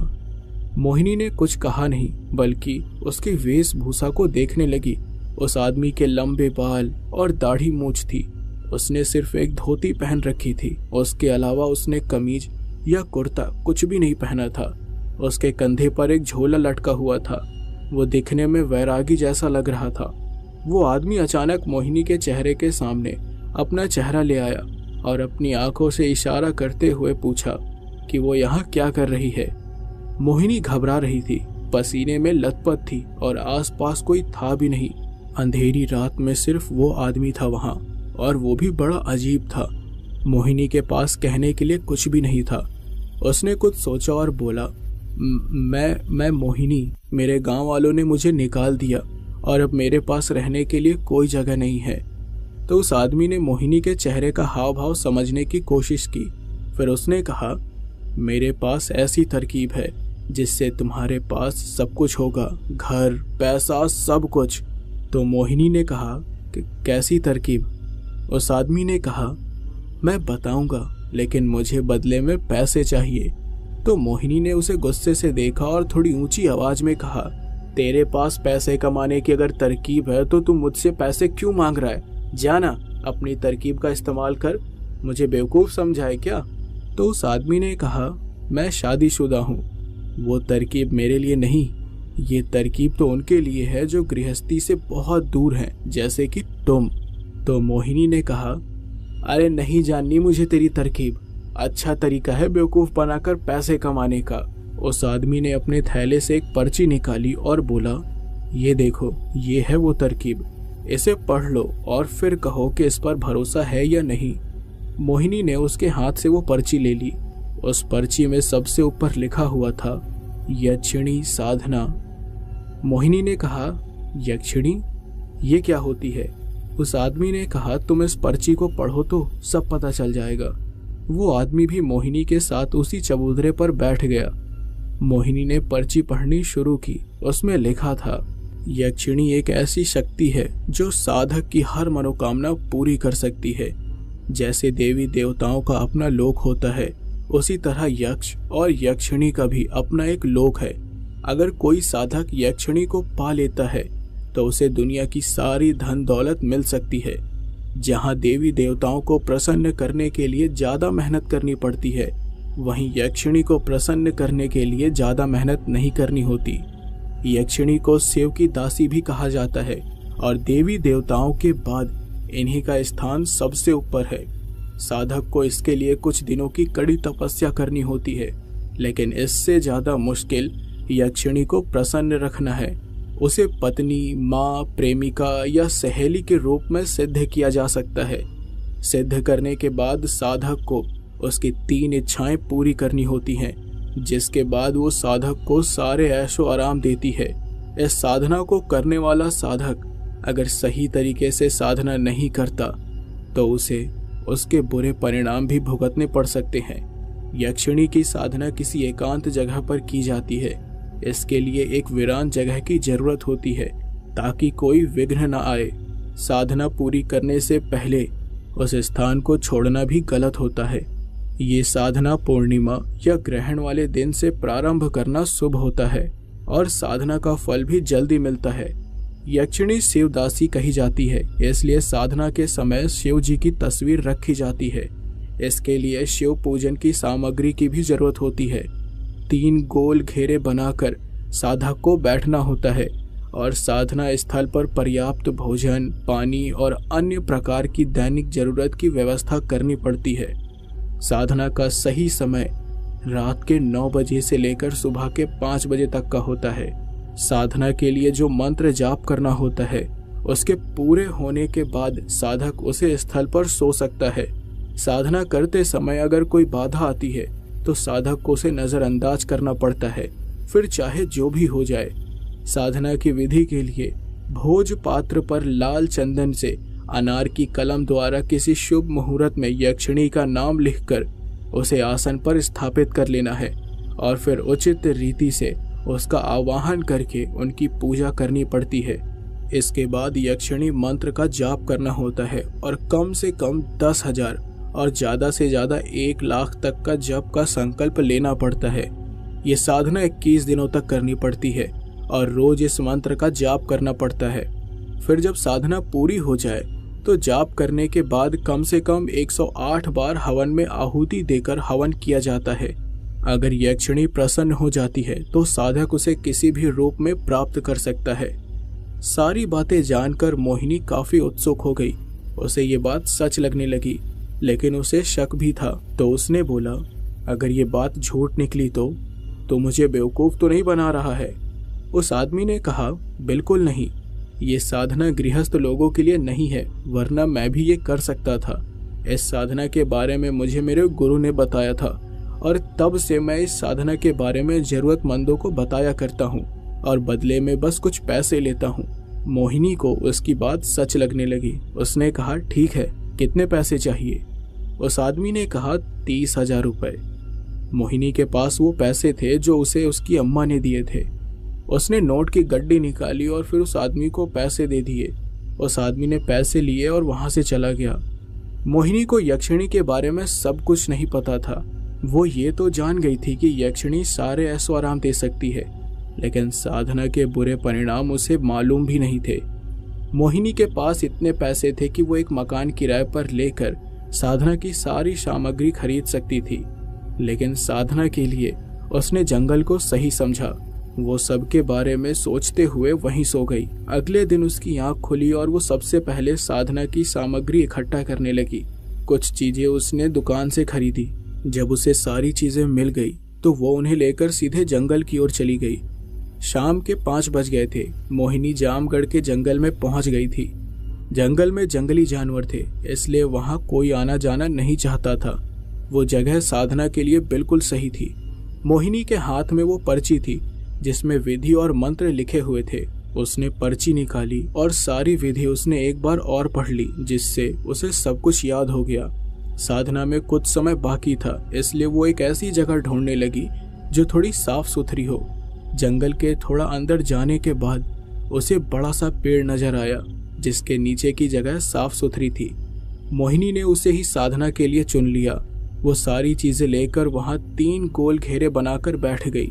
साधना का समय शुरू होने में अभी भी 3 घंटे बचे हुए थे, इसलिए वो बस चुपचाप बैठी रही। ठंड का समय था, इसलिए दिन भी जल्दी ढल गया। अब उस घने जंगल में बिल्कुल रोशनी नहीं थी। जंगली जानवरों की आवाज भी आनी शुरू हो गई थी। मोहिनी के शरीर पर कीड़े मकोड़े रेंगने लगे थे, जिसे वो बार बार झटक रही थी। इस बीच उसका ध्यान शायद इस बात पर नहीं गया कि जिस पेड़ के नीचे वो बैठी थी वो पेड़ पीपल का था। उस पेड़ के ऊपर से अचानक बड़ी अजीब अजीब सी आवाज मोहिनी के कानों में आने लगी। वो आवाज ऐसी थी जैसे कोई लंबी लंबी आहें भर रहा हो। मोहिनी ने पेड़ की ओर देखा, लेकिन उसे कुछ दिखाई नहीं दिया। मोहिनी के डर के कारण रोंगटे खड़े हो रहे थे। जल्द ही साधना का समय हो चला। उसने एक दीपक जलाया और फिर उसकी लौ को अपनी ओर मुख करके रख दिया। फिर पर्ची में जैसे जैसे विधि बताई गई थी वो वैसे वैसे करती गई। मंत्र जाप का समय हो गया और उसने मंत्र का जाप करना शुरू कर दिया। उसकी आंखें बंद थी। सामने दीपक की जलती लौ की रोशनी सीधे उसके चेहरे पर पड़ रही थी, जिससे उसका चेहरा बेहद भयानक नजर आ रहा था। वो रात भर मंत्रों का जाप करती रही और सुबह होते ही जब जाप खत्म हुआ तो वो उसी जगह पर सो गई। करीब 1 हफ्ते तक वो उसी तरह जंगल में रहते हुए साधना करने लगी, लेकिन मोहिनी को कोई बदलाव नजर नहीं आया। यानी अभी तक उसे ऐसा महसूस नहीं हुआ कि यक्षिणी सच में है। उसे उस वैरागी की कही हुई बात झूठी लगने लगी। उसके मन में बड़ा गुस्सा था, लेकिन वो 21 दिनों के साधना को पूरा करके देखना चाहती थी कि इसका असर होता है या नहीं। 8वें दिन की रात मोहिनी मंत्र का जाप कर रही थी कि अचानक उस रात उसे कुछ अजीब महसूस हुआ। अचानक जंगल के उस हिस्से का वातावरण ही बदलने लगा। मोहिनी को ठंड लगने लगी, उसके रोंगटे खड़े हो गए।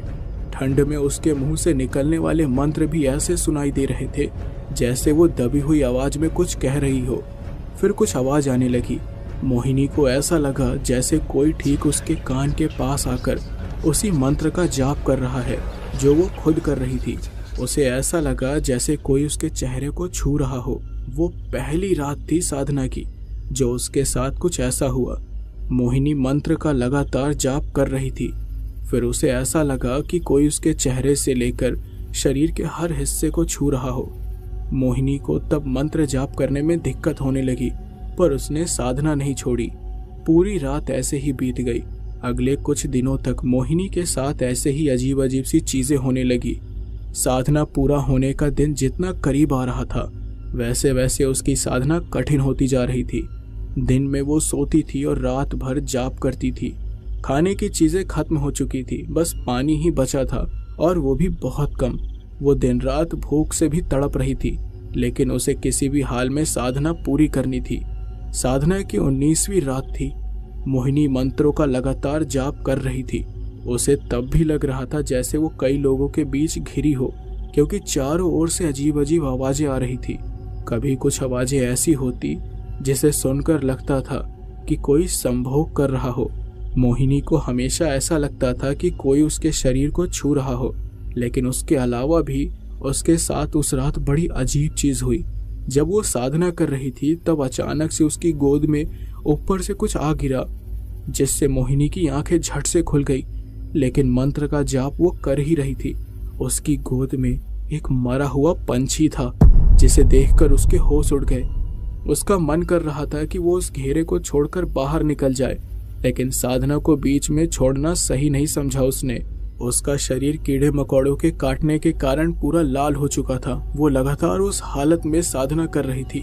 ऐसे ही 21वां दिन भी जल्दी आ गया और मोहिनी ने अपनी साधना से यक्षिणी को प्रसन्न भी कर लिया। अंतिम आहुति के बाद यक्षिणी मोहिनी के सामने आ गई।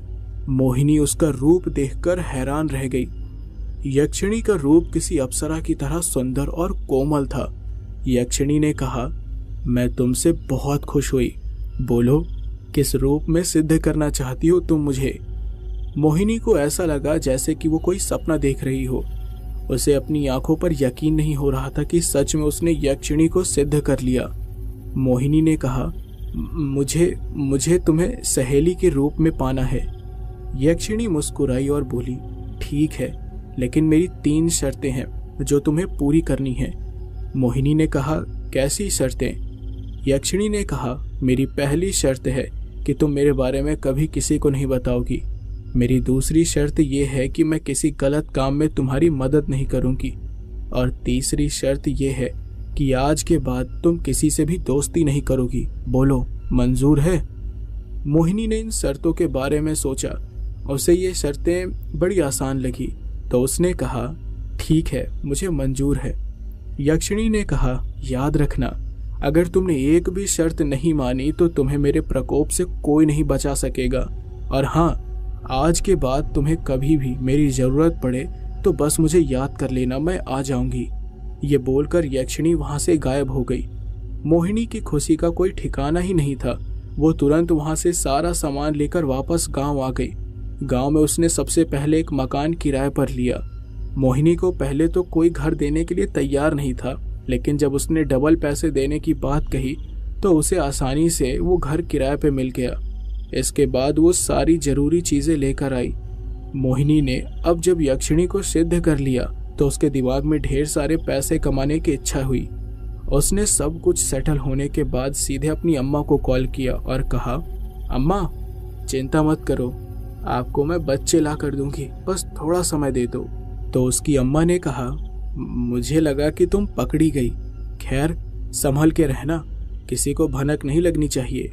फिर मोहिनी ने कॉल कट कर दिया और उसके बाद वो घर घर जाकर आसपास का ब्यौरा लेने लगी, जैसे कि आसपास कितने घर हैं, वहाँ कितने बच्चे हैं, लड़कियाँ कितनी हैं। कुछ ही दिनों में वो आसपास के इलाकों के बारे में सब कुछ जान गई और उसने वापस से अकेले घूमते हुए बच्चों को अगवा करना शुरू कर दिया। पहले पहले तो उसे किसी की मदद की जरूरत नहीं पड़ी और उसने बच्चों को बेचकर बहुत सारे पैसे भी कमा लिए। लेकिन जामगढ़ गांव में भी बच्चों की लापता होने की बात आग की तरह फैल गई। जब मोहिनी को लगा कि अब आगे काम करने के लिए उसे यक्षिणी की जरूरत है, तो उसने उसे याद किया और कहा कि उसे बच्चों को अगवा करने के लिए उसकी मदद चाहिए। लेकिन यक्षिणी का ये नियम है कि वो कुछ गलत काम में साथ नहीं देती, इसलिए उसने मदद करने से साफ मना कर दिया। मोहिनी को उसकी बात पर बड़ा गुस्सा आया, लेकिन वो उसे नाराज नहीं कर सकती थी। फिर उसने पैसे कमाने की नई तरकीब सोची। उसे ध्यान आया कि इस गांव में 16 साल या उससे ज्यादा उम्र की बहुत सी लड़कियां हैं। उसने अपनी अम्मा को कॉल किया और कहा, अम्मा, यहाँ से बच्चों को गायब करना बड़ा मुश्किल है, क्योंकि सबने अपने बच्चों को अकेले कहीं जाने से मना कर दिया है। अम्मा ने कहा, वो सब मुझे नहीं पता, अगर पैसे चाहिए तो बच्चे अगवा करके ले आओ। तो मोहिनी ने कहा, अरे आप दूसरा धंधा भी तो शुरू कर सकती हैं ना। यहाँ जवान लड़कियों की संख्या काफी ज्यादा है। कुछ लड़कियां ऐसी भी हैं जिनके आगे पीछे कोई नहीं है, हम उन्हें बेचकर भी अच्छा खासा दाम कमा सकते हैं। अम्मा ने कहा, अरे वाह, तरकीब तो बढ़िया सोची है। मैं कुछ ऐसे लोगों को जानती भी हूँ जो लड़कियों का अच्छा खासा दाम देंगे, तो उन्हें लेकर आ जा, बाकी का काम मैं संभाल लूंगी। मोहिनी खुश हो गई। फिर उसने यक्षिणी को याद किया। यक्षिणी ने पूछा, कहो क्या मदद चाहिए तुम्हें। तो मोहिनी ने कहा, देखो, मैंने तुम्हें सिद्ध किया है तो तुम्हें मेरी बात माननी होगी। मैं तुम्हें एक लड़की का पता बताऊंगी और तुम उसे बेहोश करके गांव के बाहर लेकर आओगी। तो यक्षिणी ने कहा, मैं कोई भी गलत काम में साथ नहीं दूंगी, तुम जानती हो मेरी शर्तें थी ये। तो मोहिनी ने कहा, लेकिन मैंने तुम्हें सिद्ध किया है, मैं जो कहूंगी वो तुम्हें करना पड़ेगा। यक्षिणी ने कहा, अगर तुमने मुझसे कोई गलत काम कराया तो तुम्हें बहुत मुसीबत होगी। अगर मुझे गुस्सा आया तो तुम मेरा गुस्सा झेल नहीं पाओगी। तो मोहिनी ने कहा, देखो, तुम्हें मेरी मदद करनी होगी, तुम मुझे अकेला नहीं छोड़ सकती।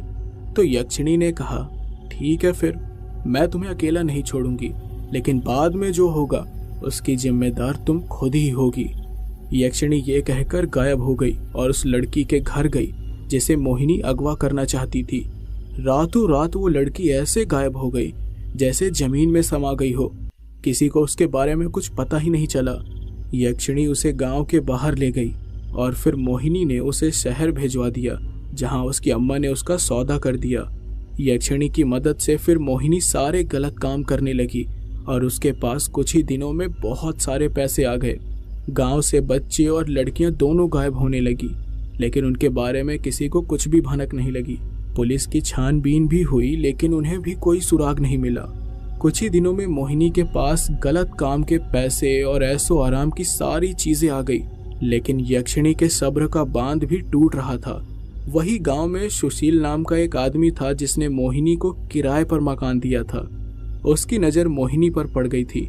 मोहिनी जब सुशील के पास मकान किराए पर लेने गई थी तब उसके पास कुछ पैसों के अलावा कुछ भी नहीं था, लेकिन कुछ ही दिनों में उसके पास इतने पैसे आ गए थे और यही बात उसे खटकने लगी थी। वो जानना चाहता था कि आखिर मोहिनी ऐसा कौन सा काम करती है कि वो कुछ ही दिनों में इतने पैसे वाली बन गई, क्योंकि वो जानता था कि कोई भी किन्नर पैसे मांगकर चंद दिनों में इतना अमीर तो नहीं हो सकता। सुशील हमेशा उसे आते जाते देखता रहता था, लेकिन उसे समझ नहीं आया कि आखिर वो उसका राज कैसे पता करे। फिर एक दिन जब मोहिनी अपने घर से बाहर जा रही थी तो सुशील ने उसे देखा और उसके पास गया। मोहिनी ने कहा, अरे सुशील बाबू, कैसे हैं आप? सुशील ने बड़े ही प्यार से कहा, अब आपको देख लिया हूं तो सब कुछ अच्छा होगा मेरा। मोहिनी को इस बात पर हंसी आ गई। मोहिनी ने कहा, आप ऐसे पहले इंसान हैं जिसने मुझसे ऐसी बात की है। सुशील ने कहा, शायद लोगों को अच्छे इंसानों की कद्र नहीं है, इसलिए मुझसे पूछिए, मैं तो आपकी दिल से रिस्पेक्ट करता हूँ, आप मुझे बहुत पसंद हैं। उसकी बात जैसे कि मोहिनी के मन को घर कर गई। दोनों में अच्छी खासी बात हुई और फिर दोनों अपने अपने काम में लग गए। मोहिनी और सुशील फिर रोज मिलने लगे। सुशील उससे बड़े प्यार से बात करता था और मोहिनी को वो पसंद आने लगा था। मोहिनी जानती थी कि एक किन्नर होने के कारण सुशील उसे स्वीकार नहीं करेगा, लेकिन फिर भी वो सुशील की तरफ अट्रैक्ट होने लगी। कुछ दिन के बाद अचानक सुशील ने मोहिनी से कह दिया कि वो उससे बहुत प्यार करता है, और मोहिनी को ये सुनकर बहुत बड़ा झटका लगा। उसे उसकी बात पर विश्वास नहीं हुआ, लेकिन सुशील के बहुत कहने पर उसने उसकी बात मान ली। फिर दोनों काफी समय साथ बिताने लगे। यक्षिणी इस बात से नाराज हो गई थी, क्योंकि अब मोहिनी ने उसे याद करना छोड़ दिया था और वो सुशील के करीब जा रही थी। यक्षिणी को बहुत ही ज्यादा गुस्सा आ रहा था। मोहिनी ने उसकी शर्तें तोड़ दी थी।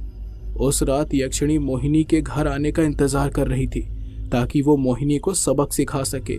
उसी रात सुशील और मोहिनी साथ में बैठे हुए बातें कर रहे थे और सुशील ने ऐसे ही बात छेड़ दी। मोहिनी, एक बात तो बताओ, तुम्हारे पास अचानक से इतने पैसे कैसे आए? मोहिनी उसकी बात सुनकर घबरा गई। उसे लगा कि कहीं सुशील को सच पता चला तो वो उसे छोड़ देगा। तो मोहिनी ने कहा, अरे तुम तो जानते हो मेरा रहन सहन कैसा है, मैं तो हमेशा से दूसरों से मांग कर गुजारा करती हूँ। तो सुशील ने कहा, मैं जानता हूँ कि तुम कुछ और भी काम करती हो, क्योंकि इतना पैसा तुम्हारे पास मांगने से नहीं आएगा, और वो भी इतनी जल्दी तो बिल्कुल नहीं। ये सुनकर मोहिनी के चेहरे का रंग ही उड़ गया। सुशील ने कहा, देखो तुम मुझसे प्यार करती हो तो तुम्हें मुझे सब कुछ सच बताना पड़ेगा, वरना मुझे भूल जाओ। मोहिनी ने कहा, कैसी बात कर रहे हो? तुम मुझसे प्यार करते हो ना, तो मुझे छोड़ नहीं सकते। सुशील ने प्यार से कहा, मैं नहीं छोड़ूंगा, लेकिन तुम्हें मुझे बताना होगा कि ये सब कैसे हुआ। तो मोहिनी ने कहा, मैं नहीं बता सकती, मेरी मजबूरी है। तो सुशील ने कहा, ठीक है फिर, मैं भी जा रहा हूँ और आज के बाद नहीं मिलूंगा तुमसे। जब तुम्हें मुझ पर भरोसा ही नहीं है तो फिर क्या करूंगा मैं तुम्हारे साथ रहकर। सुशील वहां से जाने ही वाला था कि अचानक मोहिनी ने उसका हाथ पकड़ लिया और कहा, ठीक है मैं बताती हूँ, लेकिन तुम इसके बारे में किसी को नहीं बताओगे। सुशील खुश हो गया और उसने उसकी बात मान ली। फिर सुशील को उसने सब कुछ बता दिया कि कैसे उसने यक्षिणी को सिद्ध किया और उसकी मदद से पैसे कमाए। यक्षिणी को खबर हो गई कि मोहिनी ने सुशील को सब कुछ बता दिया और उसकी गुस्से की फिर से कोई सीमा ही नहीं थी। मोहिनी ने उसकी तीनों शर्तों को तोड़ दिया था। उधर सुशील ने जब सारी बातें जानी तो उसके होश उड़ गए। उसके चेहरे पर खौफ था, जिसे देखकर मोहिनी डर गई। सुशील ने कहा, यक्षिणी के बारे में मुझे बताकर तुमने बहुत बड़ी मुसीबत मोल ले ली है। मैं जानता हूँ यक्षिणी के बारे में, वो बहुत खतरनाक होती है। तुमने उसका राज क्यों बताया? अब तुम नहीं बचोगी। मेरे चाचा ने भी उसकी साधना की थी और जानती हो क्या हुआ? उन्होंने उसे पत्नी के रूप में सिद्ध किया था, लेकिन उसके बाद भी दूसरी औरतों के साथ वो संबंध रखते थे और उसकी वजह से यक्षिणी ने उन्हें इतना दुख दिया कि मैं बता नहीं सकता। उनका पूरा परिवार खत्म हो गया, तड़प तड़प कर मरे वो। मुझसे दूर रहो तुम, वरना वो यक्षिणी भी मुझे मार देगी। कल मेरा घर भी खाली कर देना। मैं नहीं चाहता कि तुम जैसी घटिया इंसान मेरे आसपास हो। कहीं पुलिस का मामला हुआ तो मैं भी बीच में फंस जाऊंगा। जितनी जल्दी हो सके निकल जाना यहाँ से। सुशील वहां से तुरंत भाग गया और मोहिनी की डर के मारे हालत खराब हो गई। यक्षिणी का पारा चढ़ गया था और अब वो मोहिनी को बर्बाद करने की तैयारी में थी। मोहिनी डरते डरते वापस घर आई। उसने अपने कमरे का दरवाजा खोला जहां बिल्कुल अंधेरा था। उसने कमरे की लाइट जलाई और पलंग पर बैठ गई। उसके दिमाग में सुशील की बातें घूम रही थी। वो चुपचाप बैठी ही थी कि अचानक से उसकी खिड़की के कांच टूटने की आवाज आई और उस मामूली आवाज से भी मोहिनी कांप गई। वो जल्दी से खिड़की के पास गई और उसने बाहर की ओर झांक कर देखा। बाहर कोई नहीं था, बस एक कुत्ता मोहिनी की ओर देखकर भौंक रहा था। मोहिनी को भी घर खाली करना था। वो तुरंत खिड़की बंद करके वापस आ गई और अपना सारा सामान पैक करने लगी। कुछ देर बाद जब उसने अपना सामान पैक कर लिया तो जाकर पलंग पर लेट गई। उसे नींद भी नहीं आ रही थी। कमरे में लगी घड़ी के टिक टिक की आवाज के अलावा कोई भी आवाज नहीं आ रही थी। वो बस एकटक होकर ऊपर की छत को देखे जा रही थी। करीब आधे घंटे तक वो यक्षिणी के बारे में सोचती रही और तभी उसका फोन बजने लगा, जिस पर उसकी अम्मा का कॉल आ रहा था। मोहिनी ने कॉल उठाया और उसकी अम्मा ने गुस्से में चिल्लाकर कहा, अरे वो लड़की भाग गई यहाँ से जिसे तूने भेजा था। वो पुलिस के पास गई तो हम लोगों में से कोई भी नहीं बचेगा। मोहिनी के ऊपर तो जैसे मुसीबतों का पहाड़ टूट पड़ा था। उसने अपनी अम्मा की पूरी बात भी नहीं सुनी और वो तुरंत अपना सामान लिए बिना ही जल्दबाजी में वहां से निकल गई ताकि पुलिस वहां आए तो वो पकड़ी ना जाए। वो जंगल की तरफ चली गई। रात के 1 बज रहे थे उस समय। उसके हाथ में बस एक मोबाइल था जिसके टॉर्च की रोशनी से वो पूरा रास्ता देख रही थी। चलते चलते वो उसी जगह पर पहुंच गई जहां उसने यक्षिणी की साधना की थी। वो उसी जगह पर बैठ गई। जंगल में उल्लुओं की आवाज सुनाई दे रही थी और मोहिनी की धड़कन तेज हो रही थी। वो आसपास देखे जा रही थी। सिर्फ एक ही रात में यक्षिणी ने उसे बेघर कर दिया था और उसके पास जो भी था वो सब उसे छोड़कर भागना पड़ा। उसे अपने आप पर गुस्सा आ रहा था कि उसने यक्षिणी को नाराज क्यों किया। अब वो उससे माफी भी नहीं मांग सकती थी क्योंकि यक्षिणी कभी भी माफी नहीं देती है। तभी अचानक से उसे लगा कि उसके पैरों में कुछ चल रहा है। वो खड़े होकर अपनी साड़ी को झटकने लगी। फिर अचानक उसके शरीर में बहुत खुजली होने लग गई और वो अपने नाखूनों से अपने शरीर को नोचने लगी। उसका शरीर खरोच की वजह से लाल हो गया था। ये देखकर मोहिनी ने कहा, मेरे साथ ये क्या हो रहा है। मोहिनी पेड़ से ही अपने शरीर को रगड़ने लगी लेकिन खुजली कम नहीं हुई।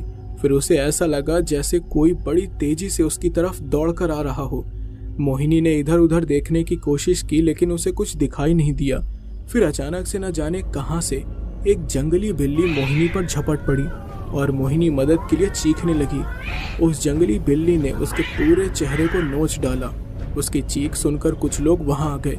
अंधेरे में उनका चेहरा दिखाई भी नहीं दिया। मोहिनी उनसे मदद मांगने लगी। फिर जब वो लोग पास आए तो पता चला कि वो पुलिस वाले हैं। उनके साथ वो लड़की भी थी जिसे मोहिनी ने बेचा था। मोहिनी उन्हें देखकर डर गई। उस लड़की ने पुलिस को बताया कि इसी किन्नर ने उसे बेचा था और पुलिस वालों ने उस बिल्ली को भगाकर मोहिनी को अरेस्ट कर लिया। उसे जेल ले जाया गया और पुलिस वालों ने उसे बहुत मारा। रात भर पुलिस उसे मारती रही। उसे बहुत टॉर्चर किया गया। फिर आखिर में उसने अपने सारे गुनाह कबूल कर लिए। उसके साथ साथ उसका पूरा गिरोह पकड़ा गया और सबको उम्र कैद की सजा दी गई।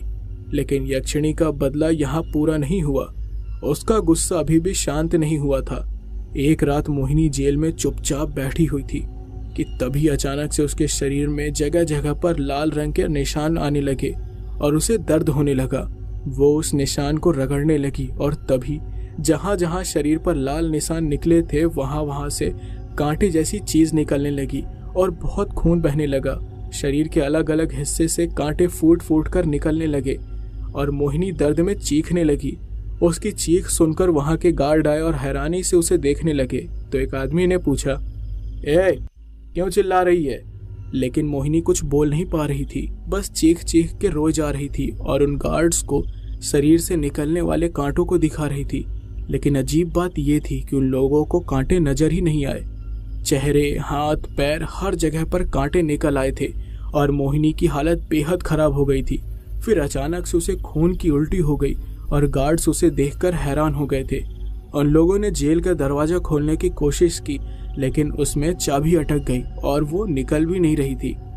इतने में ही मोहिनी जमीन पर गिर पड़ी और उसके मुंह से लगातार खून निकलता गया और कुछ ही सेकंड में उसकी मौत हो गई। सभी लोग इस हादसे को देखकर हैरान हो गए थे। इस तरह मोहिनी को उसके गंदे और घिनौने काम की सजा मिली। यक्षिणी को प्रसन्न न रखने की उसने बहुत बड़ी कीमत चुकाई। तो दोस्तों, ये कहानी यहीं पर समाप्त होती है और उम्मीद करता हूँ कि आपको ये कहानी पसंद आई होगी। और अगर अभी तक आपने मेरे चैनल को सब्सक्राइब नहीं किया है तो प्लीज़ सब्सक्राइब कर लेना। और नेक्स्ट स्टोरी में आप लोगों का यानी कि सभी का फेवरेट टॉपिक है ट्रक ड्राइवर की आप बीती, वो मैं लेकर आऊँगा। तो प्लीज़ आप लोग जल्दी से जल्दी वीडियो को लाइक करके कमेंट में अपना ढेर सारा प्यार दिखाएं और मिलते हैं आपसे अगली वीडियो में। तब तक के लिए गुड नाइट।